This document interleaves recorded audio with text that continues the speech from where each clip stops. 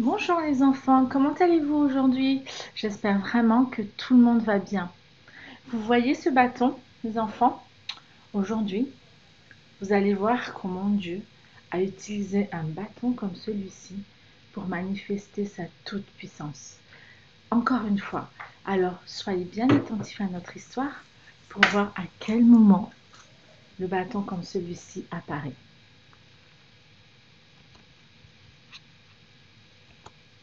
Enfin libre. Le peuple d'Israël, les enfants, étaient esclaves en Égypte depuis plus de 400 ans, 4 siècles. Et maintenant, il était enfin libre. Vous vous rendez compte, plus ou moins 1 million d'hommes, de femmes et d'enfants qui quittent l'Égypte pendant qu'il fait encore nuit. Imaginez tous les habitants d'une ville qui partent d'un coup. Tous les habitants de la ville de Nice, par exemple, qui partent d'un coup. Le Dieu de la Bible les a délivrés par sa main puissante. Il a prouvé, en envoyant des fléaux terribles aux Égyptiens, qu'il était plus puissant que le roi d'Égypte, le Pharaon, et plus puissant même que tous leurs dieux à eux. Il les a tous vaincus. Il a prouvé qu'il était le seul vrai Dieu, comme nous avons vu la semaine dernière, les enfants. Il a délivré le peuple, il a délivré de l'esclavage. Toi aussi qui écoutes, si tu as déjà accepté le Seigneur Jésus comme ton sauveur, si tu as demandé pardon pour tes péchés et tu as cru que Jésus-Christ est mort à la croix pour tes péchés et qu'il est ressuscité des morts, alors tu es libre aussi. Le péché n'est plus ton maître, tu es sauvé. Et de plus, Dieu te fait une promesse. Il ne t'abandonnera jamais. Tu peux trouver cette promesse dans Hébreux chapitre 13, verset 5. Je ne te délaisserai pas et je ne t'abandonnerai pas. Tu as toujours besoin de lui, de même que comme nous avons vu dimanche dernier, tu étais incapable de te sauver toi-même, tu restes incapable d'avancer dans la vie chrétienne par tes propres forces. Alors seule l'aide de Dieu te permettra de vivre une vie qui va lui plaire. Et ce n'est qu'avec lui que tu pourras avancer dans la bonne direction. Alors, les voilà enfin partis, les enfants, libres d'aller faire une maison dans leur propre pays. Et pendant tout leur voyage, ils vont découvrir que ce Dieu Tout-Puissant est toujours avec eux et qui ne les abandonne jamais. Ce Dieu sera aussi avec toi tout au long de ta vie. Dieu n'abandonne jamais ses enfants. Mais où doivent-ils aller? Comment trouver le chemin?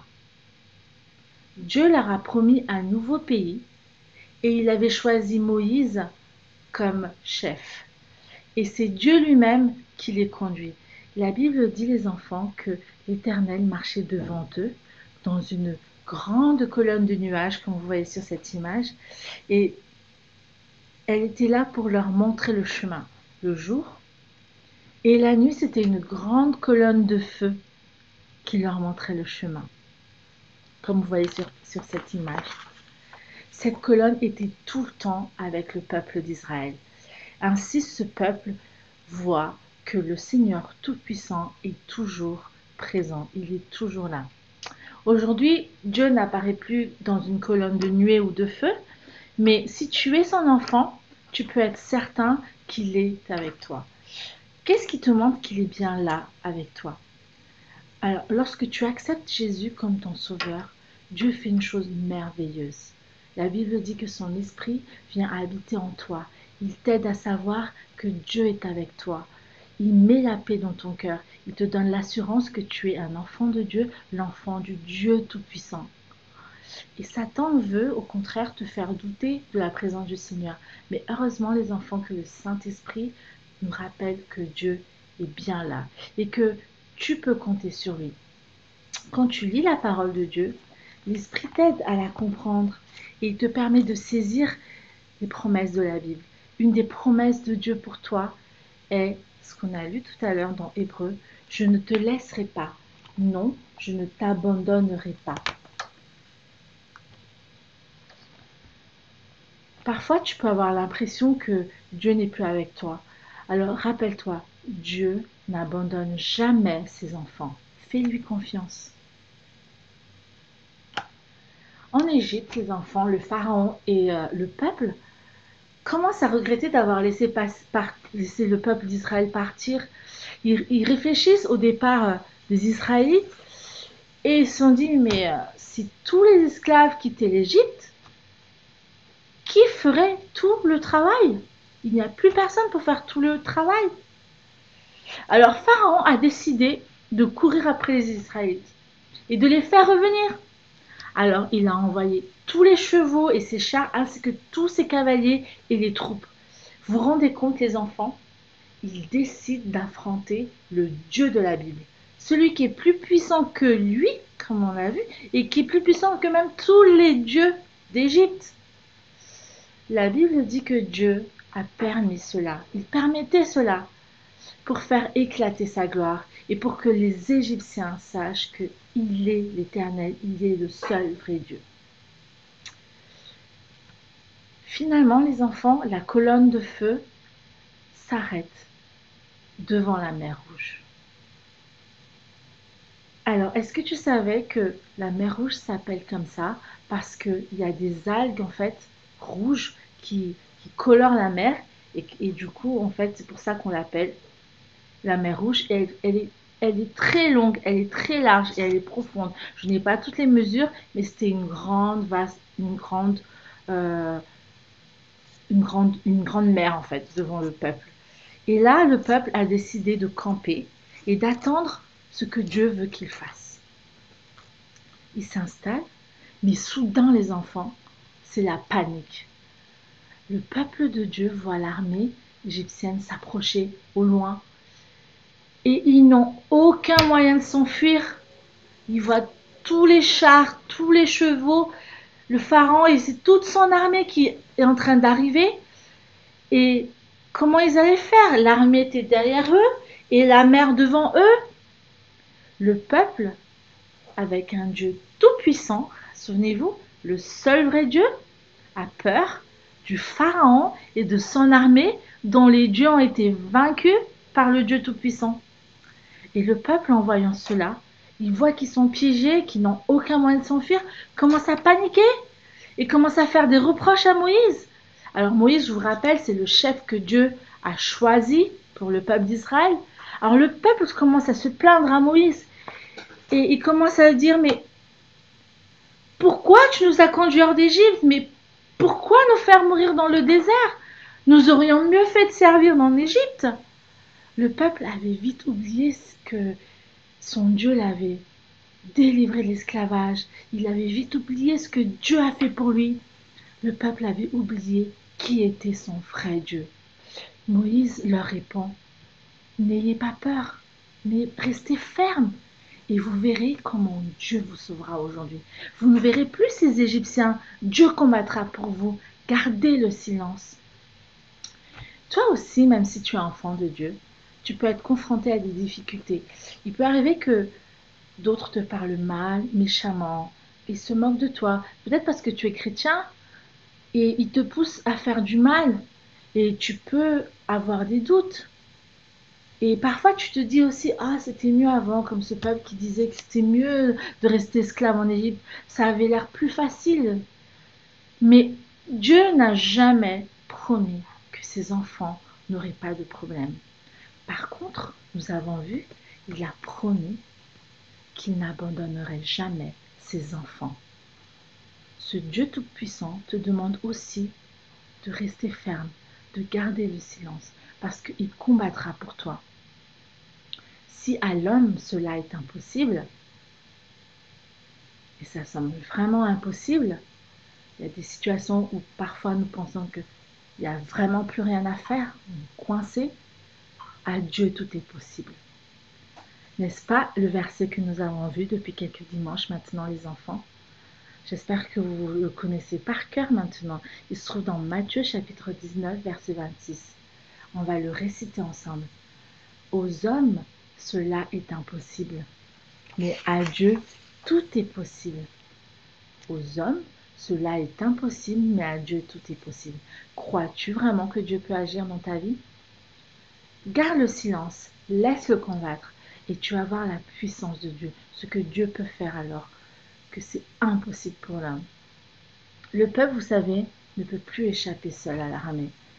Mais maintenant, les enfants, des choses incroyables sont en train de se produire sous leurs yeux.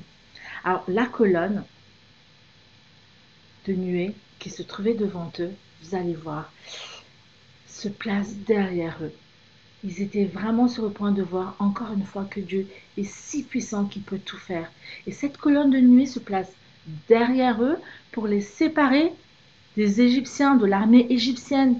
Alors, d'un côté, la colonne plonge les Égyptiens dans la nuit, dans l'obscurité, et les empêche d'avancer. Et de l'autre côté, elle éclaire le peuple pendant toute la nuit pour qu'ils puissent voir, tout voir.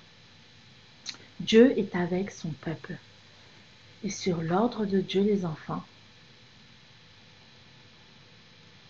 Moïse étend son bâton, vous vous souvenez du bâton?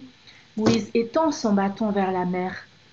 Alors un grand vent souffle et fait lever toute l'eau, alors des deux côtés, de chaque côté, et de sorte qu'il y ait deux murs d'eau des deux côtés et au milieu un passage au sec.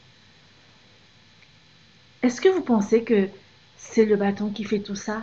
Et non, Dieu utilise le bâton. De façon miraculeuse, les enfants, Dieu avait fourni un moyen de traverser la mer de l'autre côté. Encore une fois, ce peuple peureux est stupéfait en voyant ce que la puissance de Dieu est capable de faire. Ils peuvent enfin traverser la mer sur la terre ferme.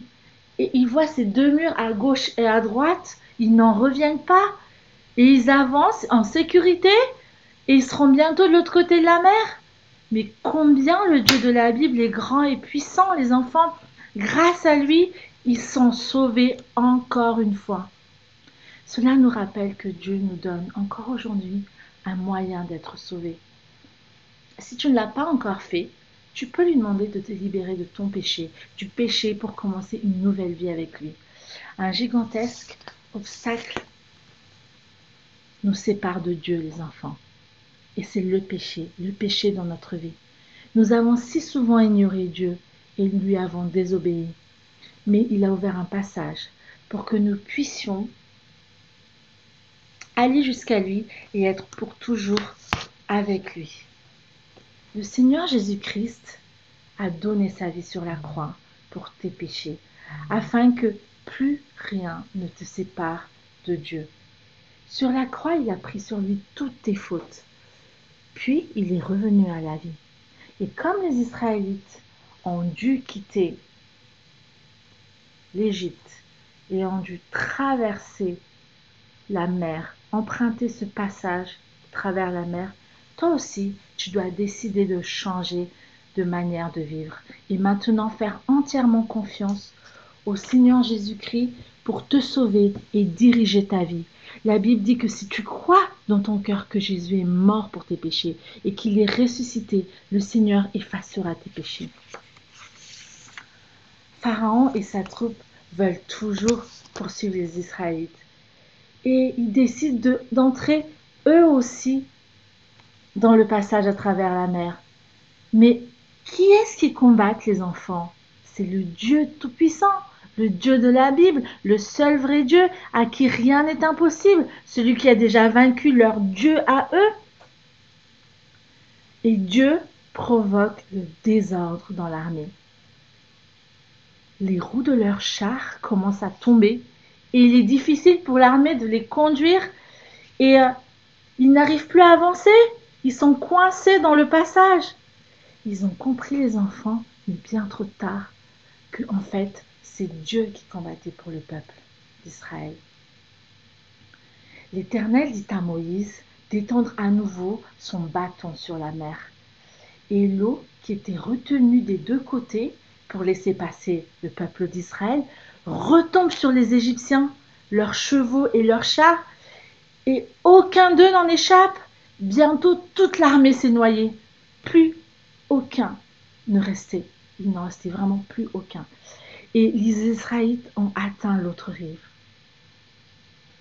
Dieu a combattu pour eux Encore une fois, le peuple était si heureux que Dieu les avait sauvés de ses ennemis. Ils ont vu la puissance de Dieu. Et Moïse a écrit un chant sur ce qui s'est passé. Et ils l'ont chanté. Et tout le monde a commencé à le chanter. Et les femmes aussi ont commencé à danser et à remercier Dieu de ce qu'il a fait. Nous aussi, les enfants, nous avons de bonnes raisons de louer Dieu pour ce qu'il fait. Il délivre du péché tous ceux qui croient dans leur cœur que Jésus est mort pour eux. Mais puis, il prend soin d'eux tout au long de leur vie. Dieu n'abandonne jamais ses enfants.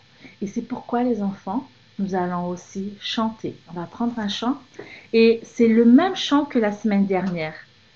J'espère que vous en souvenez. Vous vous souvenez des gestes qui symbolisent chaque mot? On va le lire ensemble pour répéter les gestes ensemble. Il va falloir que vous libérez vos mains encore une fois. Alors, on va lire ensemble avec les gestes. Mon Dieu est si grand, si fort et si puissant. Il faut vraiment montrer qu'on est fort, hein, qu'on a des muscles. Hein.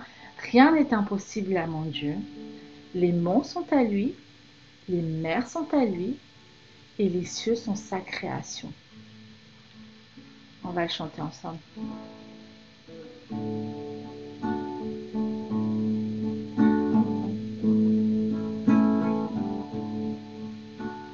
Mon Dieu est si grand, si fort et si puissant, rien n'est impossible à mon Dieu. Mon Dieu est si grand, si fort et si puissant, rien n'est impossible à mon Dieu. Les monts sont à lui, les mers sont à lui, les cieux sont sa création. Mon Dieu est si grand, si fort et si puissant, rien n'est impossible à mon Dieu. J'espère que vous avez tous suivi comment Dieu s'est servi d'un bâton pour montrer sa toute-puissance. À bientôt les enfants.